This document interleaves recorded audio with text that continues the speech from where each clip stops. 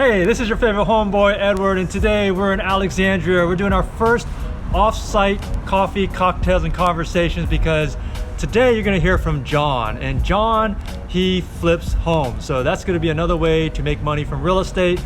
Wanna make sure you hear the ins and outs of that. And we're also gonna be at one of his houses that is about ready to go. So you'll be able to see the finished product. So since we're not gonna be able to make coffee, we're over here at Cameron Cafe, about a few miles down from where the house is, and we're gonna get him some coffee. So let's go get some coffee.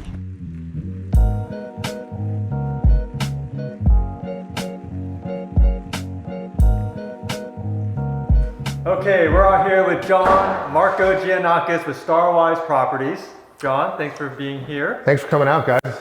And so you're in my kitchen, I'm in your kitchen, right? Yeah, on location here. So that's great. Right. Thank you for coming out here. So this is our first time, and I didn't even have to make the coffee. Went to Cameron Cafe, just a couple miles down the road, and we ordered a coffee. So we're still able to keep the tradition of coffee and conversations. So let me just start off with the question of how you got started in flipping real estate, because this is our first time we have a guest who is going to talk about that way of investing in real estate. So how did you get started? So I've been in construction my whole life, being in the trades, and went to college, tried to get away from it, and just kept, the real estate boom was happening in the early 2000s, and I said, I can do that. That's you see all these infomercials, all these people were making money, and I said, oh, I know how to do that. I've been doing it my whole life. So I jumped in, bought my first property in 2004, and then I ended up buying some land, building a home. Thought I was going to make a bunch of money on it, and then 2007, 2008, the market crashed. Looking back, I pretty much did everything wrong, and so I still own those properties today. So many years later, as a landlord, right?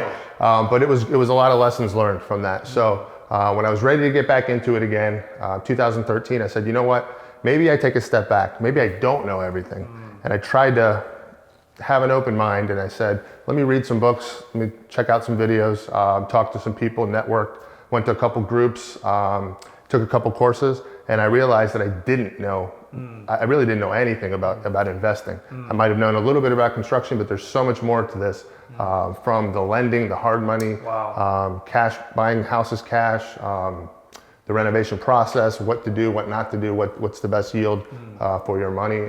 So a lot of these things that I had no clue. So I think letting myself be open to that really helped me out. So a lot of self-education.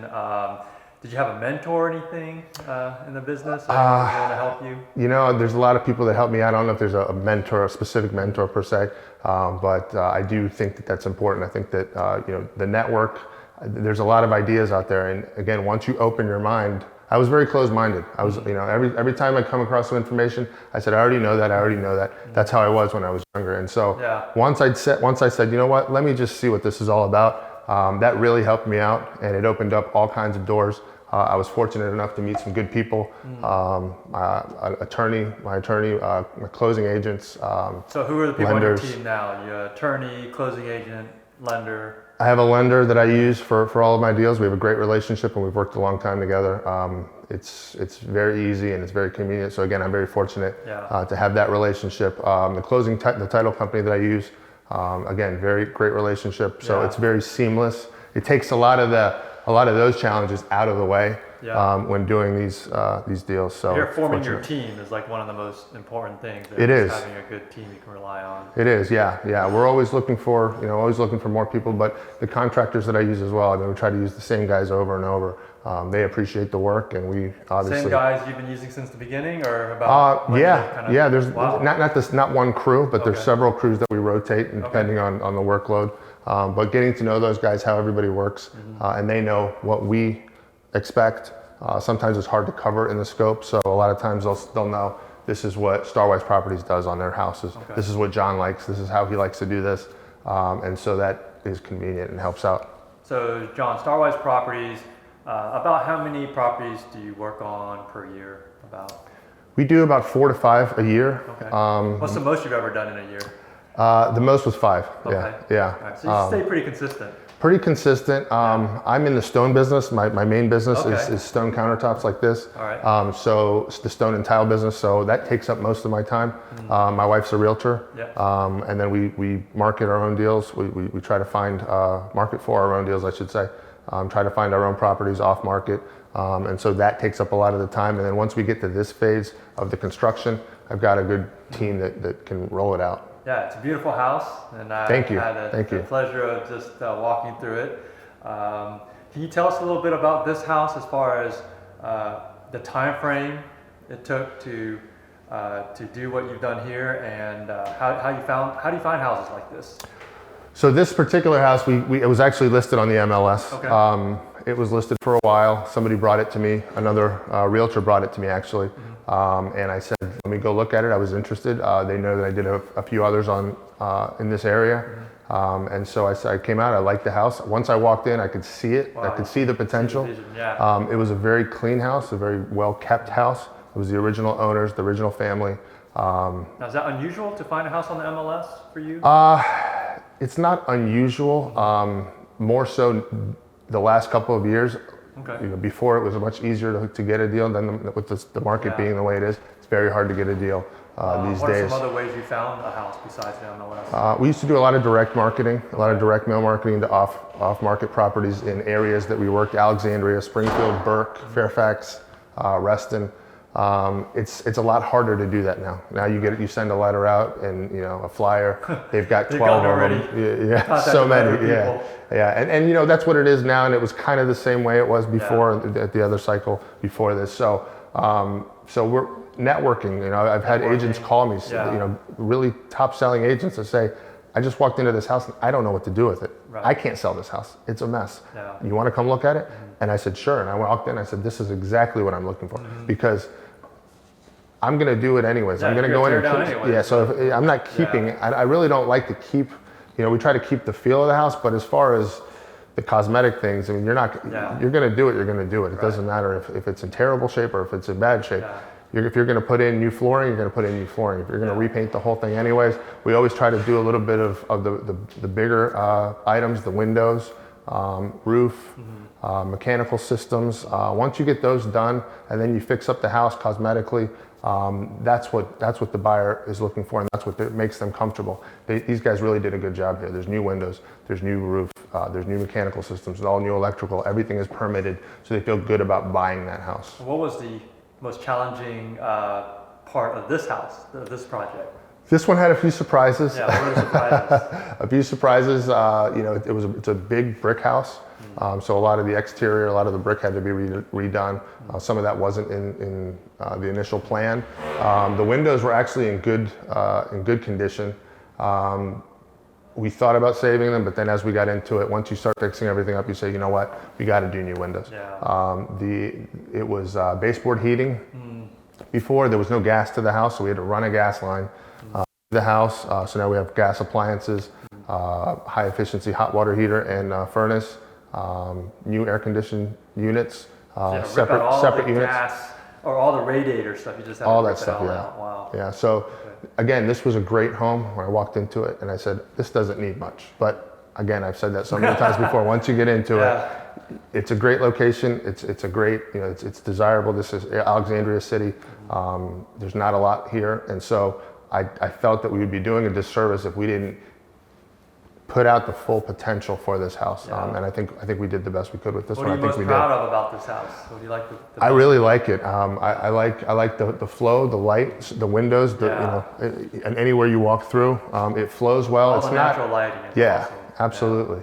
It's not too open. We didn't take out any walls or anything like that. We opened up a little bit of the space, but for the most part, it flows well. It flows well. So it's not a complete open concept. So you still get the feel of the different rooms. I like the flow of it. I like the light and the space. There's plenty of space, lots of bedrooms, lots of bathrooms. I like the separate entrance for the fifth bedroom. Yes, yeah. Potential Airbnb or just mother-in-law suite or something like that. It's really nice. Absolutely. We thought about doing a kitchenette down there, which somebody can probably do easily in the future. But we put in the full bath down there. Full bedroom, a lot of other space as well, so it didn't take up too much space putting that in, and you do have the separate entrance as well. So So that's nice. And how long did it take you to do this project? So right now we are just about on schedule. We started right after Thanksgiving, and we're going into March. So we're right about on schedule for where we were. Okay, about 4 or 5 months. December. About 4. Yeah, 3.5, 4 months. Yeah. Yeah. Okay. So which is about what it takes for for construction. Full gutting. Yeah, and again, we were waiting for Washington Gas because we're running gas lines. You know, all the permits and then the processes with that. So that just eats up some time. You've got to go with their schedule. So that's kind of what it is. The beauty of it, a lot of this was indoor work in the middle of winter, even though it was a light winter. We were fortunate, yeah. Being in the indoors definitely is not weather dependent. That's nice. Right. Yeah, we were lucky to get a decent winter where we didn't have to worry about that too much. So they're about finished, almost done. Still a little bit of work to do, but we're getting there. All right, so just so we can kind of wrap this up, if I'm a new investor and I want to get started in real estate flipping, what kind of advice would you give me? I would say be patient. Patience, there's a lot of good resources out there. Do your reading, do your research, have an open mind, go to the groups. A lot of the real estate investment groups really help. And again, be open to other ideas and work with people. If you can find a mentor, somebody that you can learn from, maybe partnering on a deal at the beginning, I think it really helps. That really helped me is to kind of take a step back and say, wait a minute, let me see what I can learn. And there's so much information out there. It's really great. Maybe take some courses. I think that definitely helps. And again, I think experience is the best teacher. So even if you do a deal, you do your first deal and start with one. You know, if you don't make, you know, I mean, I think even if you break even on one or even lose a little bit, I mean, it's the lesson of that process. It's gonna, on the next one, it's gonna be that much easier. Can you give us a little bit of detail on that, John? Like if I buy a house for like $200,000, for you, what would you want that house to sell for, and what would you want to invest in it to be considered a decent investment worth looking into? Just to give the audience an idea of that. Yeah, so again, for me, it's a little bit different. I tend to be a little bit more conservative, probably because we do spend a lot on the construction side. I think we probably lose out on a couple of these deals just because you'll be more picky with your criteria. We're more picky with the criteria, and again, it's the spread needs to be a little bit bigger. Don't be fooled by the numbers when you're looking at it. You got to look at the whole thing. What is the bank fees, the loan fees, closing costs, realtor commissions? There's so many other costs that a lot of times people don't. Putting in the house. Yeah, so a lot of times you'll see a deal and they'll say, this house is worth 500. I can get it for 450. It's yours today if you want it. You got to have more room than that. Yeah. So on a 200,000, you know, you buy a house for 200,000, you sell it for, you know, 450, 475, 500. That's a good deal, depending on how much you want to put into it. But so let's you know, say, if you know any $200,000 houses around here, let me know. I know. I'm trying to make the example easy. Yeah. So let's just say it's a $200,000 house, and you have to put in, let's say 80,000, which would represent what, 40%? Right. So you have to put in 80,000. And you say, okay. In construction costs. Conservatively. Yeah. And so you're like, okay, I'm going to sink in 80. Now I'm in 280. What would you want it to sell for, the value to be about, for it to be like, I'll look at this deal? Well, let me reverse that, because again, I start with what is the after repair value, the ARV. What is that? What's going on that street? What in that neighborhood? I try to be ultra local as far as what we're looking at. I don't want something a mile away, 2 miles away, even though somebody might consider that a comp. What's going on in that neighborhood? Right. What's the best house in that neighborhood? And then that's where I start off. And then I work backwards. And then I see what the costs are. This is what the commissions are going to be, because you have to pay commissions. Even if you're a realtor, there's another side to it. Obviously, closing costs, carrying costs, insurance, utilities, all that stuff. And then you put in the construction, and then how long it's going to take, and then any fees associated with that. And then how much are you willing to make on it? If it's going to take you 4, 5, 6 months to do it, are you going to do it for 20 grand? I don't know. That's monthly. It's almost a job at that point. So it depends. Okay. I don't know if that answers your question. I'm gonna keep pushing on this. So 280 plus 80 is what? 360. Yeah. So if it could sell for 360 in a matter of 4 months, so that's what, 20,000 a month? Without soft costs, without other not costs. including carrying costs, not including all the fees.